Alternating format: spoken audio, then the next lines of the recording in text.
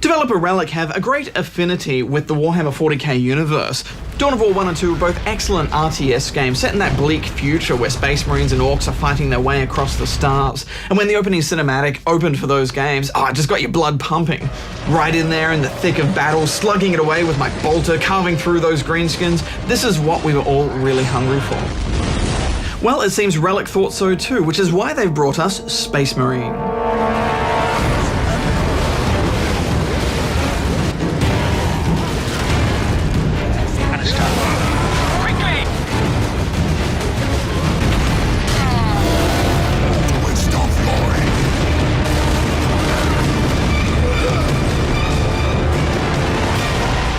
You take the role of Captain Titus, who leads a troop of Ultramarines across one of their Forge World planets, which are kind of like giant production worlds for the Imperium. But this particular one has the nasty problem of an Orc invasion.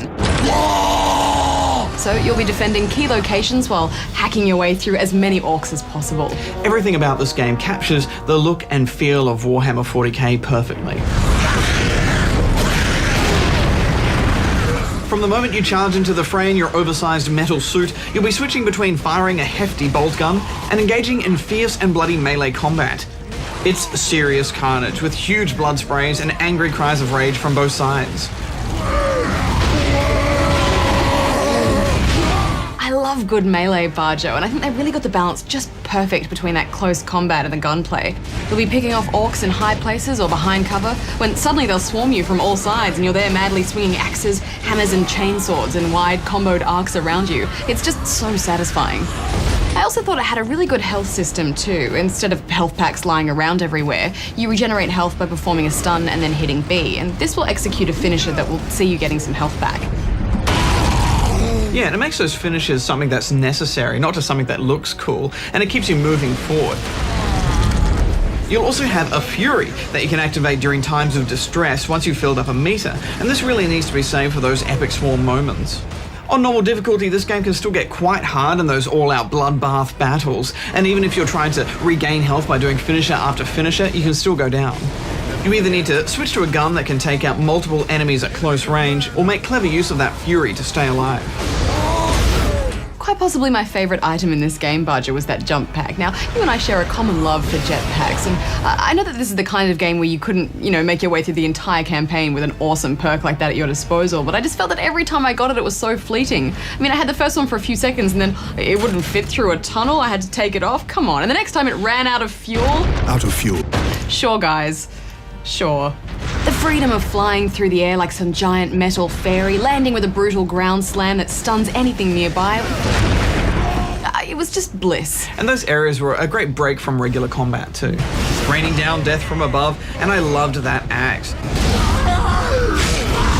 And there's a good variety of guns too. Everything from plasma guns to bolters that explode Orcs from the inside out.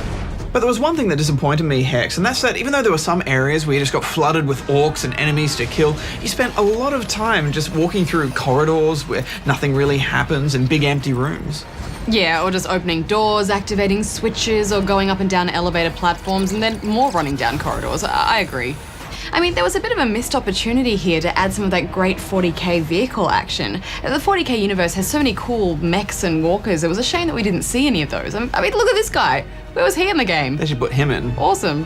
Also, in our Resistance 3 review a little while back, we mentioned that all the characters in the game kept repeating the main protagonist's name over and over. Joe.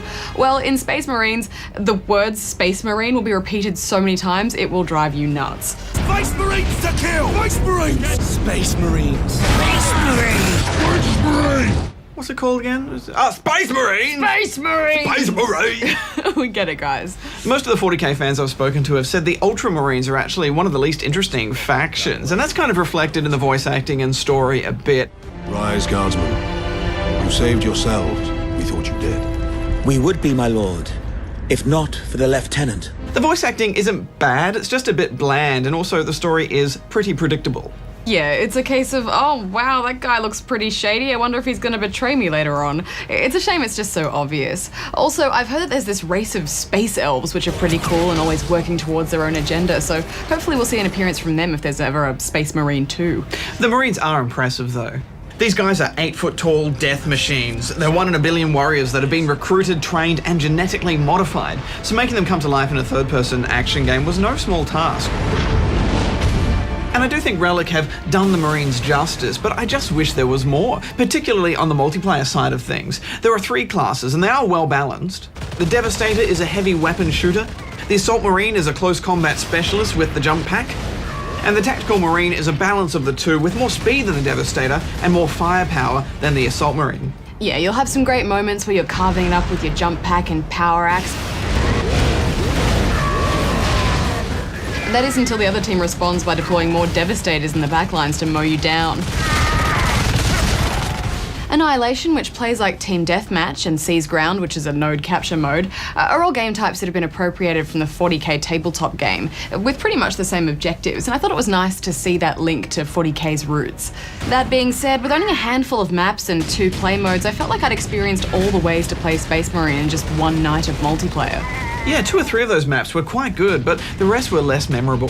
Some of them felt a bit like they are right out of Quake 2 as well, almost like a paintball field that has been dressed up as 40k, just lots of empty corridors and rooms. There are other games out there like Halo Reach, for example, which have thoughtful and balanced maps, but they still feel lived in, but here they all just felt a bit staged. Now, I have to admit, the only part of actual tabletop Warhammer that I've ever taken part in is helping with the painting of my mate's figurines. And there's another cool reference back to that in the armor customization options in Space Marine, which allow you to paint your Marine using the official color schemes from the tabletop game. And I thought that was pretty rad. Yeah, there's also some good unlocking and ranking to be done on the multiplayer. Also, when you die in multiplayer, you can instantly copy the class and weapon setup of your killer, which I loved. It's a great way of keeping you playing through those early ranks because you get a taste of what's to come. I think that feature should be in every game with Weapon Unlocks badge. It really helps to even out the playing field. Final thoughts? Well, it's a nice looking game and a decent shooter, but I think it is missing a few vital elements that could have turned it from a good game into a great one. Fans of 40k tabletop will have that connection there, so they'll get more out of it, but for me, it's a 7 out of 10 rubber chickens. Yeah, it is one for the fans, but you know, that combat system really pulled me through and I definitely had a good time with this. What really let it down for me was that story, and often I'd be in the middle of a fight and it would just suddenly go to a cutscene and I'd feel a bit robbed of that kill. I mean, I was quite enjoying that fight, thank you. But, you know, I think they really did a great job of recreating that 40k universe, so I'm giving it 7.5 out of 10.